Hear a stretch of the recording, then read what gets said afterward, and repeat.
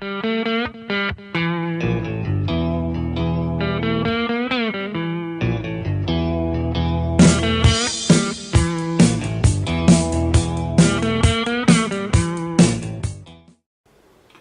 this is Chris Ramirez with In the Mind of a Veteran. Today I want to talk about burn pits. This is something that's been gaining a little more traction slowly, but there's several reasons it's a big issue. First off, what is a burn pit? A burn pit is just kind of a general term for an area on a base, especially in a forward deployed base, stuff like that, where trash and waste is disposed of through burning. And this is originally supposed to be a temporary fixture, but it's still going on in some places. As of 2008, in the Joint Base in Balad, located in Iraq, there was 147 tons burned per day, and at the peak in Afghanistan, there were 400 tons burned throughout the whole country per day. The reason this is a big deal is because people are being exposed to toxins, different pollutants, carcinogens that normally they wouldn't be exposed to, but through the burning of things like plastic, different types of materials, trash, cardboard, treated wood. We're seeing a lot of people it's been a big spike in the incidence of respiratory issues with this generation of veterans. And the burn pit registry was created by VA for the purpose of providing a screening system to track and monitor infectious diseases and disabilities related to exposure to airborne hazards. As of right now, so far 30,000 vets and active duty service members have been referred to and registered with the burn pit registry. And this includes mainly people who deploy to forward areas, but there are some other bases where you can have incidental exposure to burn pits.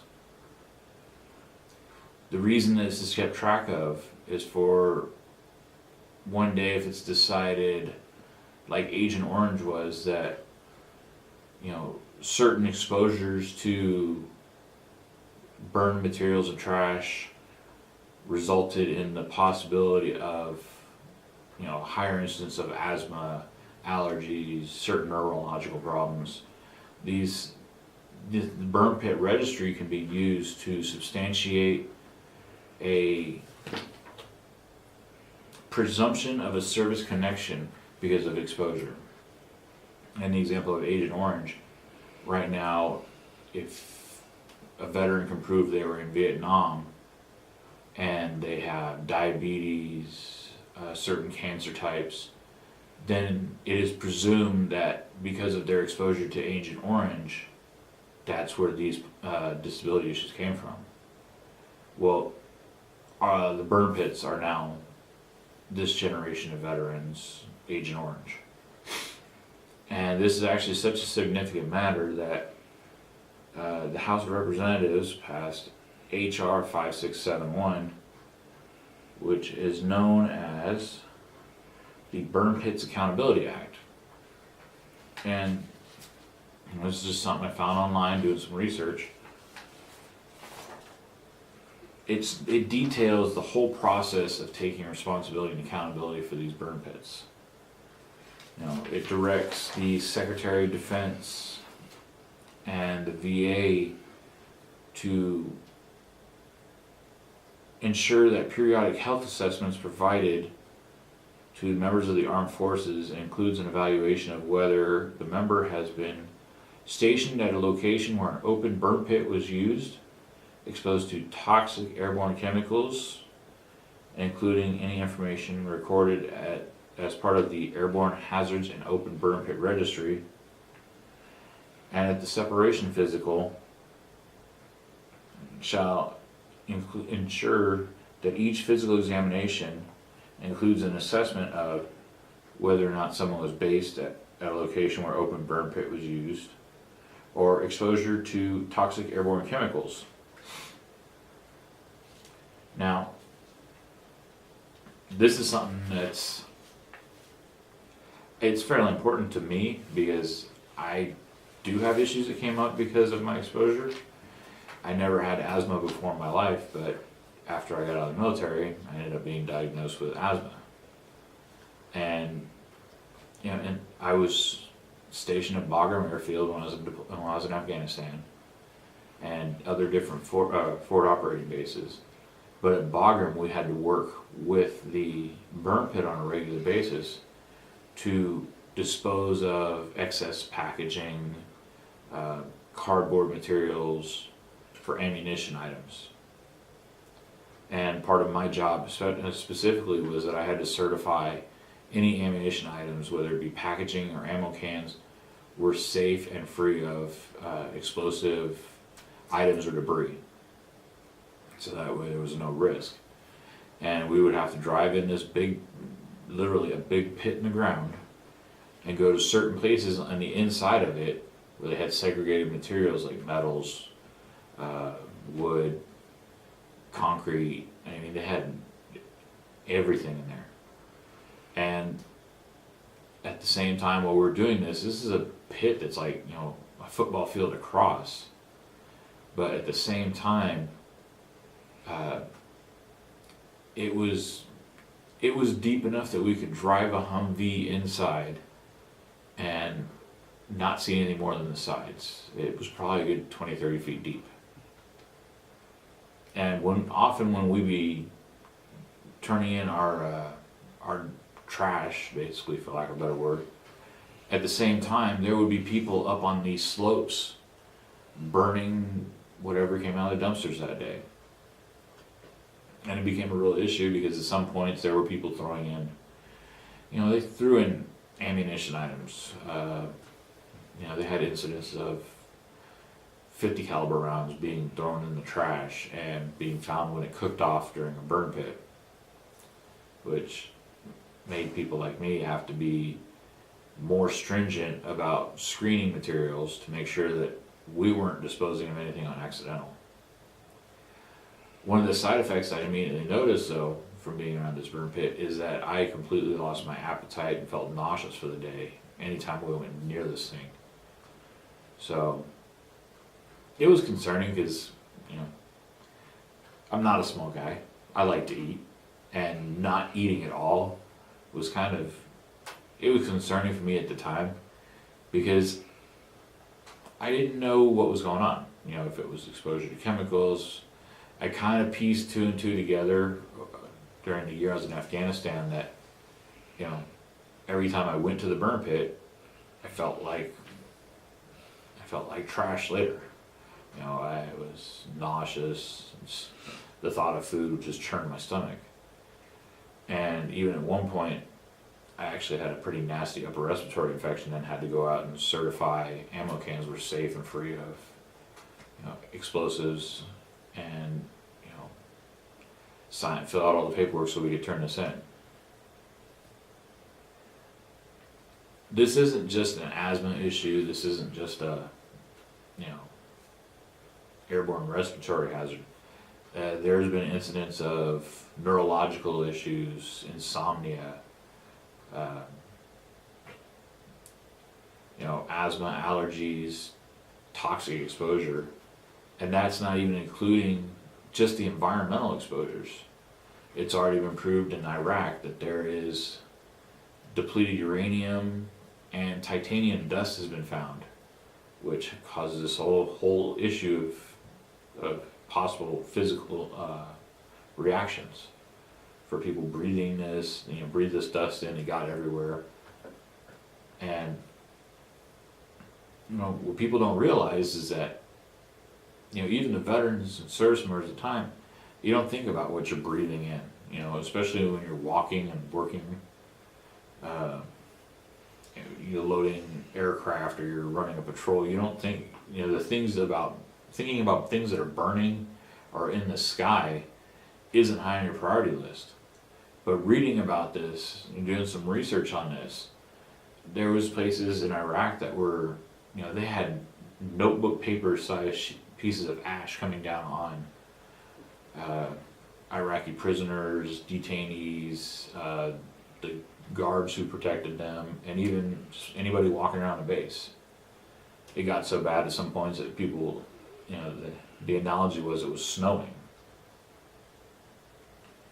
So because of this, and because of the higher diagnosis of respiratory problems, the registry was created, and it's through the military, through the separations process, through annual physical health assessments, but through the VA.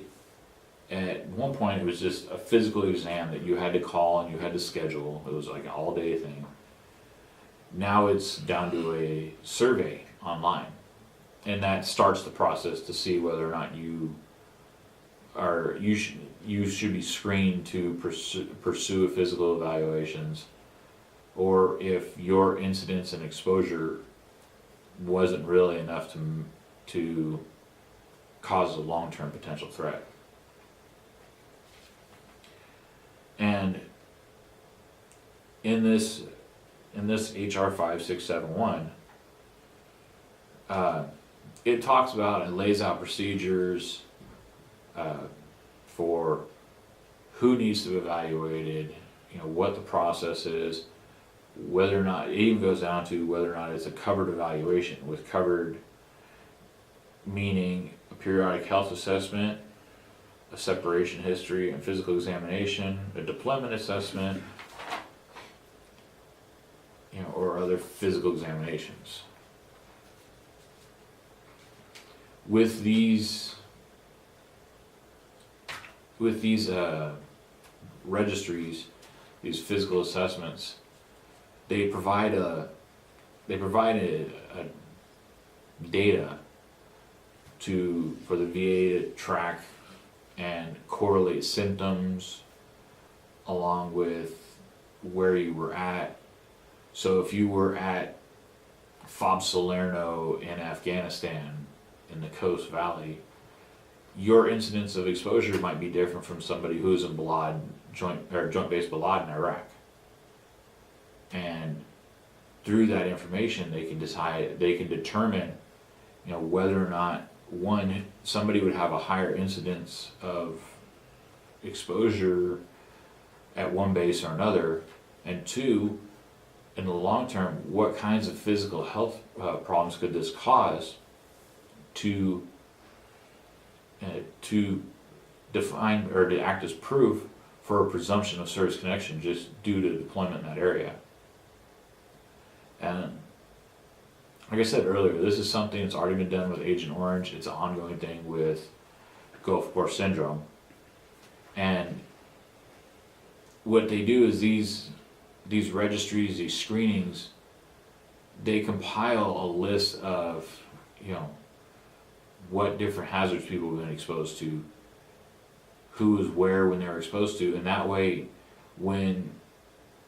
if it comes to a point where this is a presumed service connection, then all the hard data is available through the VA to say, look, we had this many people stationed at this base during this time frame, and out of that, X amount percentage has asthma or insomnia, neurological issues. So with that information, it can go further down the line and say, yes, as a veteran, you were in this area and you were exposed and have this health issue that defines you as basically you were in the exposed areas, and that's what the presumption of service connection is. With these hazards and the fact that we were exposed to so many different chemicals through dirt, just through the dirt, through daily work, and then you throw in the burn pit exposure, it's hard to say what the long-term ramifications of this is going to be. whether or not there's a higher incidence of cancer or other long-term diseases. Could be an issue. It could be an issue of sleep apnea getting worse. Different issues like that. So, with that in mind, there's been an increased effort to try to get people to register for the registry and take part in this, so they can not only build a wide variety of data, but the VA can also, and the VA can put all the information together, but the service members and veterans themselves can start thinking about, what types of things am I having are going on? Is this related to my service? So we're going to take a break for a minute, and then when we come back, we're going to talk more about burn pits and burn pit registry.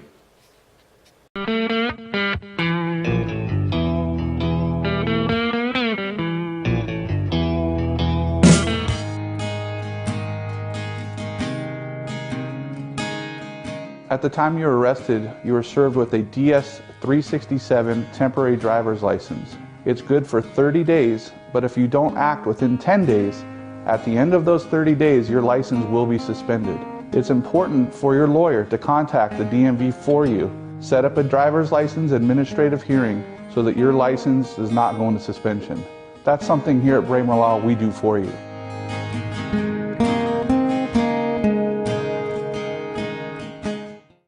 I choose Patriot Bail Bonds. We choose Patriot Bail Bonds. We choose Patriot Bail Bonds. If the best criminal attorneys choose Patriot Bail Bonds, who would you choose? Patriot Bail Bonds. We fight for your freedom. Patriot Bail Bonds has the best customer service in Bakersfield. Patriot has more 5-star ratings than any bail company in Kern County. Plus, we're fast and affordable. If you run into the law, make Patriot Bail Bonds your first call. That's right, one call, that's all. If you're in jail, call Patriot Bail.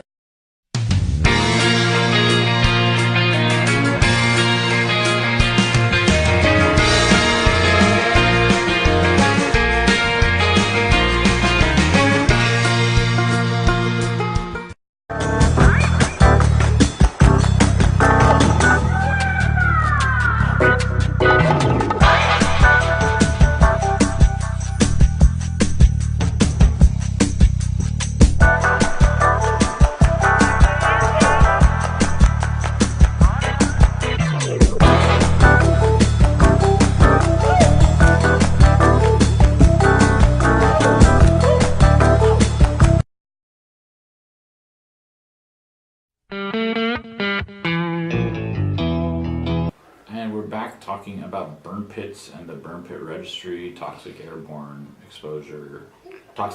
chemical exposure.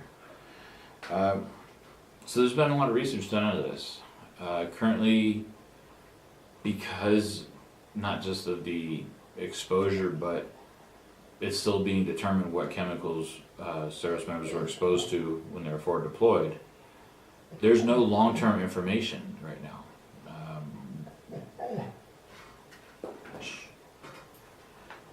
Sorry, that's just Bobby making noise.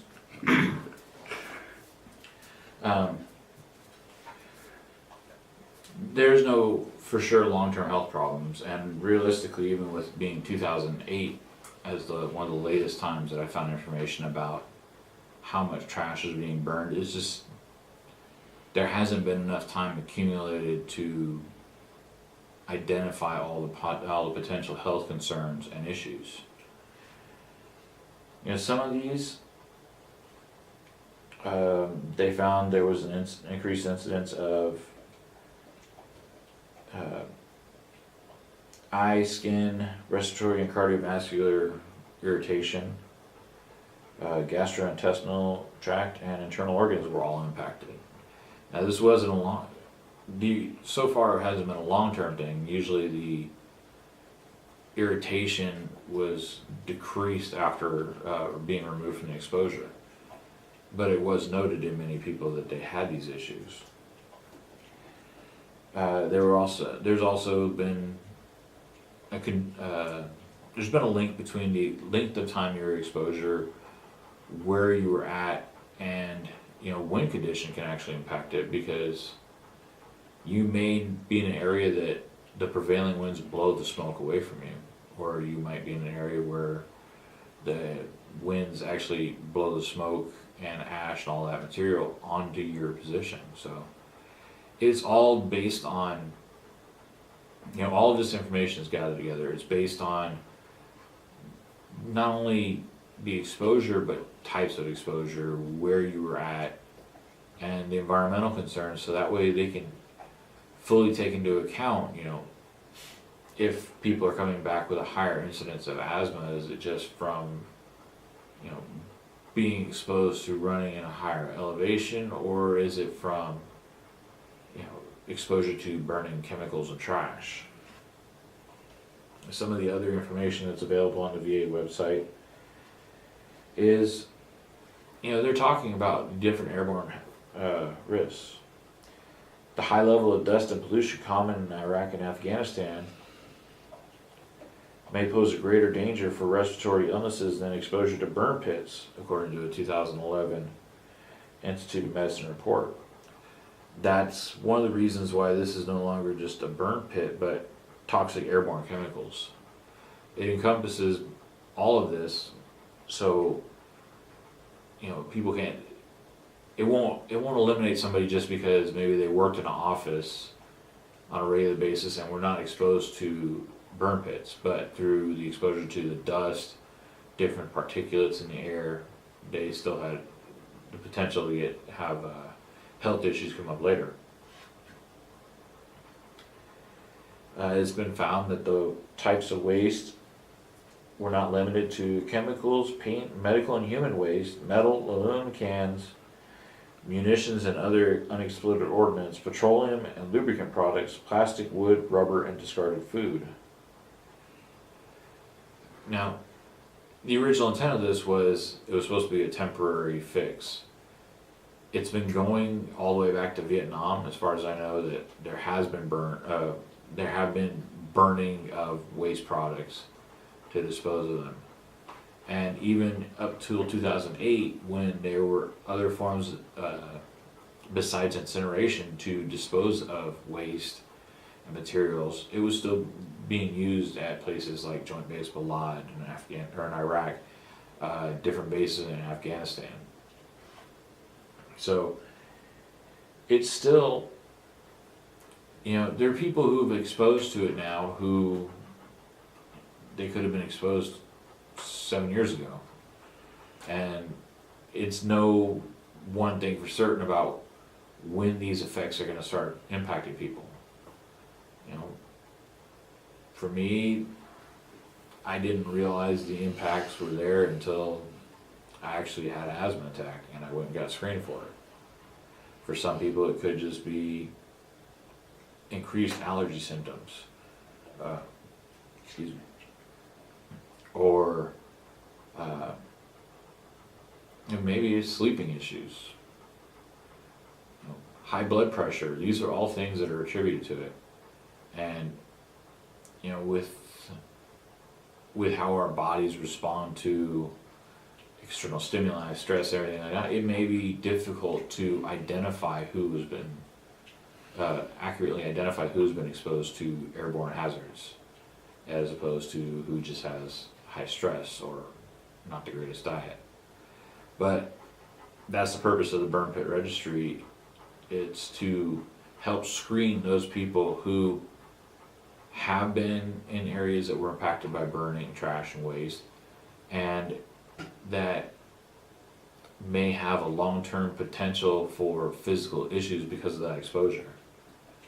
This also covers the people who were exposed to titanium dust and the sand that was in the sand in Iraq, or burning products, trash, and human waste in forward operating bases that don't have the capacity to deal with trash any other way. So what this registry does, and I've done I did the survey. The survey itself was it was pretty easy. It was about 10 minutes. My problem is that when I tried to submit it to VA, it actually timed out several times.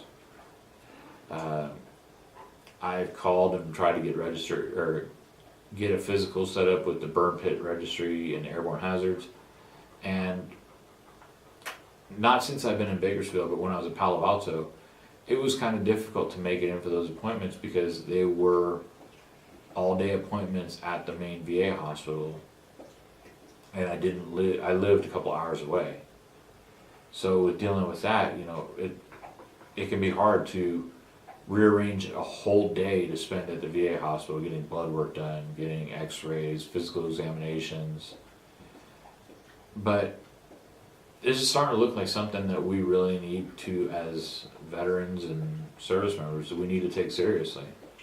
There is no definitive answer yet whether or not this could cause cancer or this could cause, asthma, COPD, emphysema.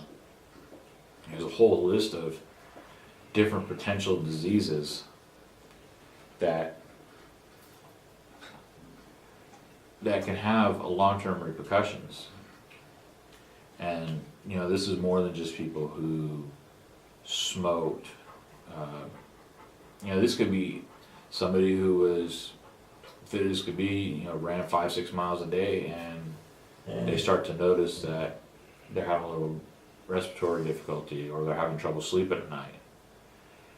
And with that, it's kind of hard to differentiate, okay, am I not sleeping because I have nightmares, or is it because, just something going on, some chemical interaction, drank a cup of coffee too late in the day, or, watched something that kept me awake. So that's why it's important to do these, to look into these screenings and decide if it's something that's relevant for each person. By looking at this and by, talking to different people, you may find out that you had a connection. It's just speaking to friends of mine about this, and one person had completely forgotten that we were around burn pits on a regular basis. This was something that was like, at the least, it was a weekly exposure. And there were many more times where it was sometimes it was a daily exposure for us. And taking all that into account, you start to see where it might be an issue, where it might be something you want to follow up. I've personally known a few people who've been diagnosed with different respiratory issues, asthma that's come back that had cleared up, sleep apnea, different long-term physical health exposure or physical health issues. So, because of this, and it's such a significant thing, the House of Representatives in May of this year wrote this bill. Like I said, it's HR 5671 if you want to research it on your own. And it directs all the responsible parties to start doing these screenings, start doing these evaluations, start looking at the long-term effects and even the short-term effects of people who are exposed to, airborne hazards, airborne chemicals, burning trash and waste. This is all part of it, and it goes beyond what used to be. You have to worry about stuff like being exposed to asbestos or chemicals with your job, but you have access to the OSHA material. Now, because of the wide variety of materials that are burned and that have become part of the particulate in the areas, we don't know what we're exposed to. Like I said, there's been research done that's proved that there is titanium residue and depleted uranium residue in the sands in certain places in Iraq. So it's not like you can just pull up a MSDS sheet for Iraq or for Afghanistan and see all the hazards.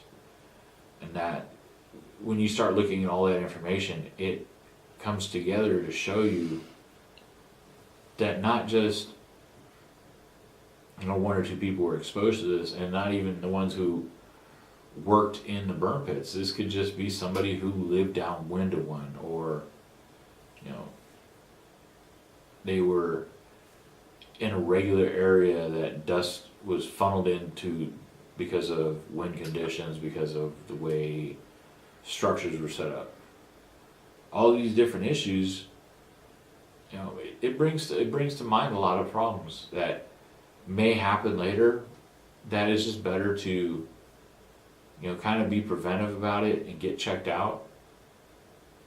Not just for your own sake, but for families and for other veterans to help identify the hazards that exist. You know, this, while May 2001 or May 1st, 2018 was when this bill was written, this isn't a new problem. This has been an ongoing problem since, you know, the military has been working in Afghanistan and Iraq, and that goes all the way back till 2001.